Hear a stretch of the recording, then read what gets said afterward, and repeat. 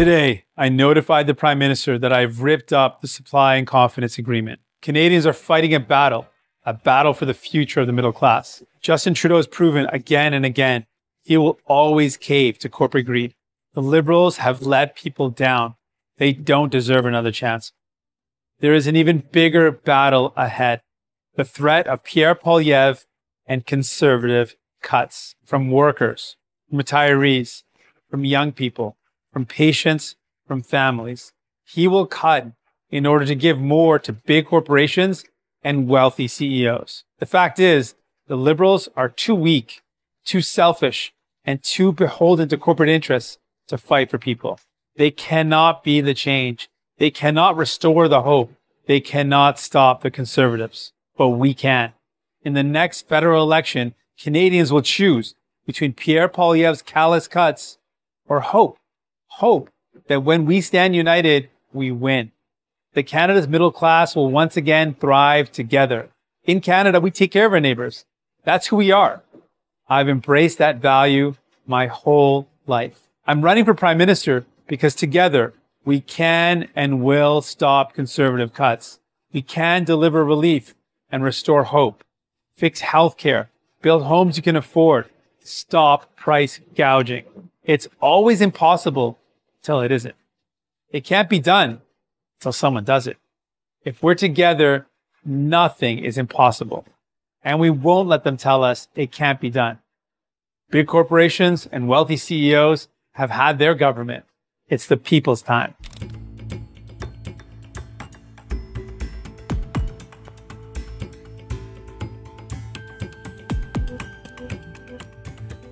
I have had, over the past number of years, many conversations about how we get things done for Canadians. And that has led to things like $10 a day childcare, dental care that has made a huge impact. But both of those things have more work to do in Parliament this fall, as we're moving forward on pharmacare as well, to make sure that free prescription contraceptives, to make sure that free insulin is available to Canadians. These are things that I know the NDP should care about, because Canadians care about it. So I look forward to conversations with Mr. Singh about how we're going to continue to demonstrate that confident countries invest in their citizens, invest in their future, because that's what we're doing.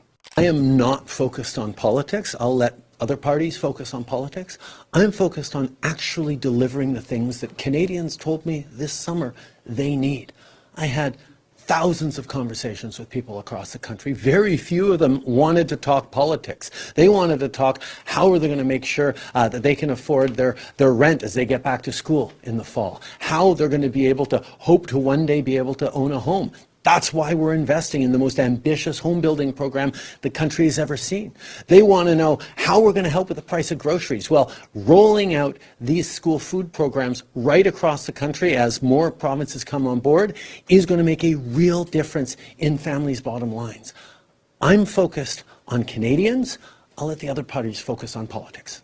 Delivering for Canadians is at the heart of what politics is supposed to be about. We're about being there to make sure that as Canadians are hurting, but as our economy is in many ways one of the strongest in the world, certainly in terms of fiscal position, we should be putting that economy to serve them. That's why we stepped up with $10 a day childcare. That's why we've stepped up with dental care. That's why we're continuing to fight for pharmacare. This is why we're drawing in investment from around the world at levels that nobody's ever seen. We're up 60% in foreign direct investment. Last year, we were the #1 country per capita among advanced economies in the G20 for companies wanting to invest in Canada. There is opportunity in Canada that we cannot let slide. That's what we're focused on.